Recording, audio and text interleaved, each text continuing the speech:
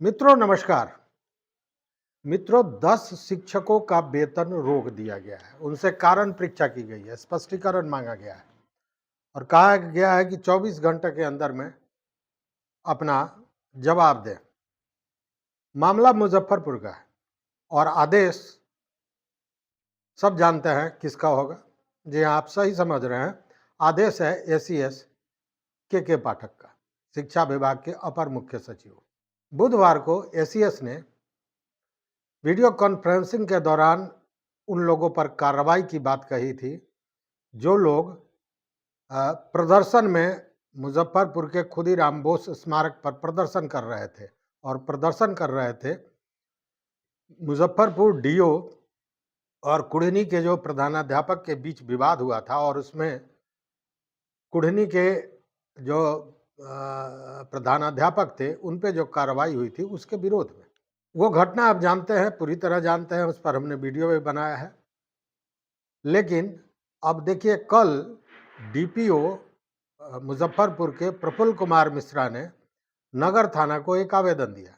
आवेदन में 20 शिक्षकों का नाम उनके स्कूल सहित दिया गया है और उन पे एफआईआर दर्ज करने का कहा गया है।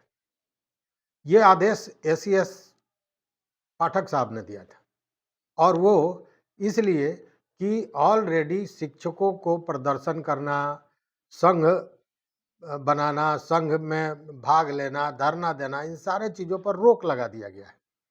इसको लेकर लगातार विवाद भी होता रहा है। संघ से लेकर और जो नेतागण हैं विपक्ष के, पक्ष के भी कई लोगों ने इस पे आवाज़ उठाई कि ये संवैधानिक अधिकारों का हनन है।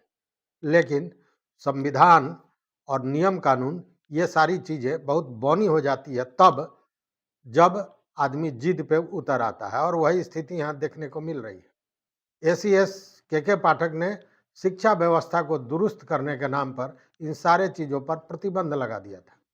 यहाँ तक कि मीडिया में बोलने पर प्रतिबंध। और उसी को लेकर आपको याद होगा कि विश्वविद्यालय शिक्षक संघ के नेता जो एमएलसी हैं संजय कुमार, डॉक्टर संजय कुमार सिंह, उनके वेतन पर भी रोक लगाई गई थी। ये सारी कार्रवाइयाँ चल रही हैं।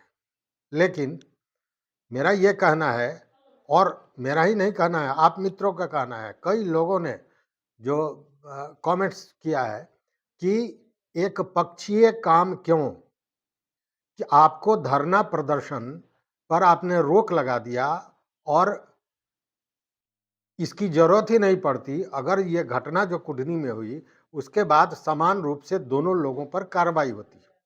अब देखिए, आप किसी के घर पे गए और वहाँ पे झगड़ा किए तो वो ज़्यादा संगीन होता है मामला। यहाँ भी वैसा ही हुआ था। कुढ़नी में निरीक्षण के नाम पर डीओ महोदय गए थे और वहाँ यह मारपीट हुई थी। उनके आवेदन पर कार्रवाई हो गई, लेकिन प्रधानाध्यापक ने जो आवेदन दिया उस पर कार्रवाई नहीं हुई, उनको निलंबित कर दिया गया। और इसी को लेकर इन शिक्षकों ने एक प्रदर्शन किया। प्रदर्शन थोड़ा अलग था। अलग यह था कि एक हाथ में गुलदस्ता था, दूसरे हाथ में लाठी थी। लाठी उन लोगों के लिए जो भयादोहन कर रहे हैं, जो परेशान कर रहे हैं, जो शिक्षकों के मान सम्मान पर कुठाराघात कर रहे हैं, और जो अच्छे काम के लिए आ रहे हैं उनके लिए गुलदस्ता। तो दोनों ही चीज़ें थी। लेकिन पाठक साहब, या यूँ कहें कि जो डीईओ ने स्पष्टीकरण मांगा है, उसमें ये कहा है कि आप परिवर्तनकारी शिक्षक संघ के बैनर तले लाठी बांट रहे थे, लाठी लेकर प्रदर्शन कर रहे थे। ये पदाधिकारियों को डराने धमकाने के लिए किया जा रहा है, ऐसा प्रतीत होता है। साथ में जो निरीक्षण कार्य होता है उसमें कहीं ना कहीं बाधा डालने वाली बात को ये माना जा रहा है। अब आप एक बात बताइए कि अगर दोनों पर कार्रवाई हो गई होती तो इसकी नौबत नहीं आती। दूसरी ओर कि जैसे ही पदाधिकारियों को डराने धमकाने जैसी बात हो रही है तो तुरंत कार्रवाई हो रही है, और शिक्षकों को लगातार डराया धमकाया जा रहा है तो उस पर कार्रवाई क्यों नहीं हो रही है। जहां गलत हैं शिक्षक, जो फर्जी हैं, जो काम नहीं कर रहे हैं, उन पर कार्रवाइयाँ होती है, बात समझ में आता है। लेकिन अगर भ्रष्टाचार के लिए पैसा नहीं देता है और तब कार्रवाई होती है, उसके लिए क्या होता है। वहाँ पे कहाँ इन लोगों का जो नियम कानून नीति है वो कहाँ चला जाता है। इसलिए संविधान, संवैधानिक बात, इन सारे चीज़ों का कोई माने मतलब आज के दिन में नहीं रह गया है।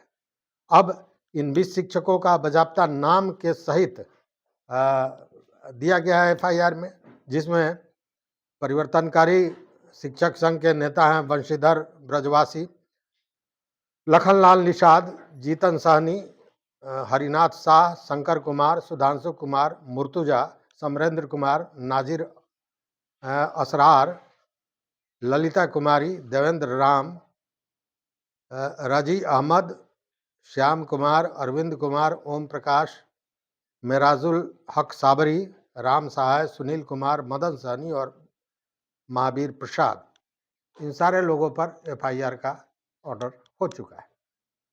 हालांकि इसको लेकर जो शिक्षक नेता है उनका कहना है कि अपनी सुरक्षा के लिए लाठी रखना या लाठी बांटना कहीं से गैर कानूनी नहीं है। बात भी सही है, आप स्वरक्षार्थ रख सकते हैं और सरकार तो लाइसेंस देती है अपने ही रक्षा के लिए। सेना को छोड़ के बाकी लोग जितने भी शस्त्रधारी हैं उनको सरकार अगर शस्त्र का लाइसेंस देती है, अनुज्ञप्ति देती है, तो वो आत्मरक्षार्थ ही दिया जाता है, दूसरों को मारने के लिए नहीं दिया जाता है।